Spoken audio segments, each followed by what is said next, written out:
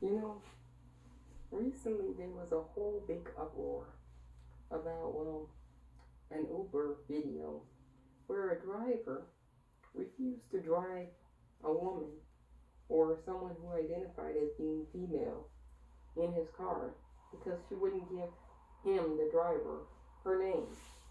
Now, a lot of people saw that and said, well, wait a minute.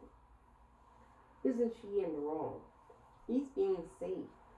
He's, well, protecting himself. That's the way a lot of people, well, read the situation. And she was being the unruly customer who wouldn't give her name to him, you know? And, well, you know, in a toxic patriarchal system, we always side with the male. We never see the validity in any woman's argument because we don't listen to women and center their voices. So, of course, she was in the wrong. Now, later in the story, she did make an allegation that the driver did something that it doesn't seem credible based off of the video material that the driver did. But that's not the originally why the police were called. Originally, the driver called the police because the woman wouldn't get out of his vehicle because she wouldn't give him her name, and therefore he didn't want to drive her because he didn't feel safe. And she said that I don't feel safe giving you my name. And well, everybody took the male driver's side with that story. Oh, well, should you have? You know, how many women each year in Uber and Lyft rides get raped, get sexually assaulted, get murdered? Hundreds, if not thousands, of cases of this occur. And well, some get reported and some don't. Because, well, the numbers are just too much. Every day the news will report, well, an Uber driver did this to a woman. An Uber driver did that to a woman. Every day there would be a story on the news. And well, the company would have to spend a lot of money because that's bad publicity. And well, they wouldn't want the media to report that. And so they would do everything in their power to try to minimize the severity of the problem. You know, the same way the United States military is trying to minimize the severity of the domestic violence homicides that are occurring on military installations across America. You know, corporations do the same thing. Uber and Lyft. I don't blame her for not wanting to give her full name. Recently, there was an American student who was studying abroad in Russia. And well, she got into a vehicle with a stranger. And well, apparently she had contacted an Uber, but well, didn't for whatever reason wait till the Uber came. Now you don't know what the driver said. You don't know whether the driver pretended to be the Uber driver. You don't know whether the driver had a weapon and forced her into the vehicle. You don't know any of the circumstances or what the driver said. But you do know her last text was to her mother, and she said that she got into a stranger's vehicle and she hoped that it was going the right way. He ended up taking her to a wooded area and stabbing her to death. You know, much the same is true of a lot of things that happen in Uber driver vehicles, where the driver ends up taking a woman who he's got her full name and address to a location that's not her home, and then doing horrible and atrocious things to her. You know, women have to be concerned about their safety nowadays because, well, there's violence against women at an alarming rate. And it's even more increased after this, well, after the initial coronavirus, whatever this is. It's increased dramatically. Women are being hunted and savagely murdered. And this is happening in families, even where the female individual is related to a family. Her own family members are doing this. You know, this is an alarming issue, and nobody wants to really address it. There are some people that are talking about it, but it's not getting as much coverage as it should be getting. This is a dramatic, serious problem for our society at large. You know, there's also something that's come to my attention. It's called gorilla pimping. And well, ladies, be on the lookout for this summer. And young girls, be on the lookout for this summer. Basically, my understanding is it's men who are on the prowl looking for women who are alone or young women who are alone, kidnapping them, and well, bringing them to these locations, and well, affluent, wealthy men get to do whatever they want to these women and girls. A lot of these women that you see out on the street that have mental health issues and scream and holler, it's because they've been abused by a lot of men. This is happening rampantly all across major urban cities, all across Western societies. Called guerrilla pimping. And well, the poucher, person who like kidnaps these women, they can make $20,000 per woman or girl. So that's why you see all of these people like in these vans, picking up and scooping up people. You know, it's no coincidence that this is happening. Human trafficking, human smuggling, you know, and it's really done dramatically to women and girls. It's horrible. It's horrible. And that's toxic masculinity. That's the patriarchy. Women don't do that to men. Women are not kidnapping men on the street. Look here, I have to say this to Marjorie Taylor Greene, who got on prime time news and said all of these things about women not being disadvantaged in our society. Because she alone is a small business owner and she has a construction site. Look here, construction.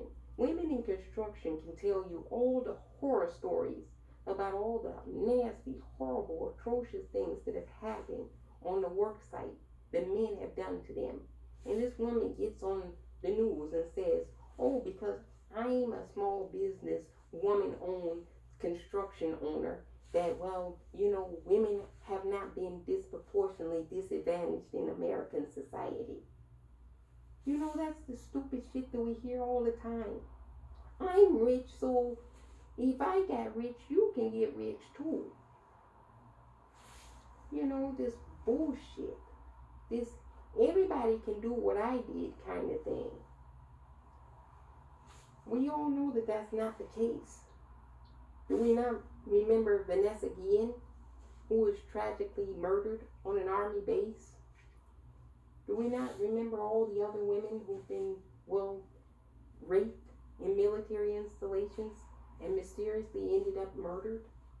Do we not know or hear about the cases of construction site abuse where women are sexually assaulted and raped? You know, it got so bad that it became known in society that construction workers, they were the ones that catcalled women as they walked by. And now you're telling us on Fox News about how you're a construction-owned, women-owned minority business. And well, you think that this is some socialistic approach. All of it is bullshit. Because people don't want to be honest.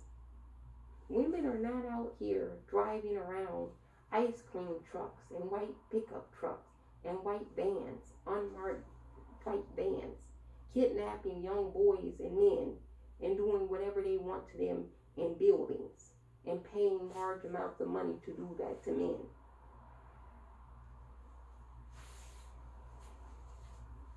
Let's get it correct here. Let's get the facts right. You know, all of this bullshit in the system, that shit's gotta come to an end. This disparity between the sexes. And men can't bullshit in their way and say, it's not us. It's not all men. That might be true. It's not all you fuckers. But you benefit from it. Just like systemic racism. No, every white person is not racist. Far from it. But if you don't have to do or deal with the ramifications of, well, what racism entails, what the fuck business is it of yours? So even if you're not a racist, you still benefit from a racist system because you don't have to deal with, well, the atrocities that are faced by the people who do have to deal with the severity of it. You know, women have been disadvantaged and continue to be disadvantaged in our society. Recently, in Afghanistan, a school for girls, an all-girls school in Afghanistan, was bombed. 80 girls were killed. You know, nobody's come forward yet and said that they did it. Nobody's taking responsibility. not the fundamentalist Christians, not the fundamentalist jihadist Muslims, not the fundamentalist Judeo-Jewish people. No, nobody's taking responsibility. Aliens didn't even come forward and say we bombed the little girls to death. But we all know that, well, they got bombed. And 80 of them got killed. And it was done by males. We don't know which ones because nobody wants to take accountability and responsibility for it. Because it would prove again my point that we live in a misogynistic, toxic, masculine society. And well, nobody wants to raise their hand and go, I did that. You know, we gotta stop lying to ourselves and trying to act like, well, there's equality. There's some kind of magical thing where most people behave correctly. And well, it's just a tiny few people to do those things. And well, it's not that big of a deal. Because it has large scale ramifications. At school in Afghanistan, where those 80 girls got killed, now their families have lost loved ones. Now, well, those girls will never meet their full potential because their life was snuffed out by some bomb that a male invented, that a male dropped, and that won't take responsibility and accountability for it. You know, here it is again. Women and girls being abducted. You don't see that in any other, well, thing. And it's repeated itself throughout time in history. You know, at one point, they used to bury girls alive. If the family gave birth to a baby girl, they were buried alive because it wasn't as valued or as worthy as a male. Women never did that. They never said, you know, I'm going to only abort the boys. I'm going to have my births of girls, but I'm just going to abort all the boys. And then you say that women haven't disproportionately been disadvantaged. Which group said that these women, because they were educated, were witches and they needed to be burned at the stake? Was that women or was that men? You know, it can be painful. It can be hard to hear the truth. And I see why they said you can't handle the truth. Because a lot of people can't handle the truth. They live in la la land, fantasy land, where they make up things. Where they say women have the same amount of power that men do on this planet. And we all know that that's not true. And if you believe in equity and equality, you'll work to continue to make that a reality, where women do have the same amount of power. And in some cases, the Purple People now is a proponent of the matriarchy, where because of all the oppression and marginalization that women have experienced on this planet under the rule and governance structures of men or individuals who identify as being masculine, the women should have all the power.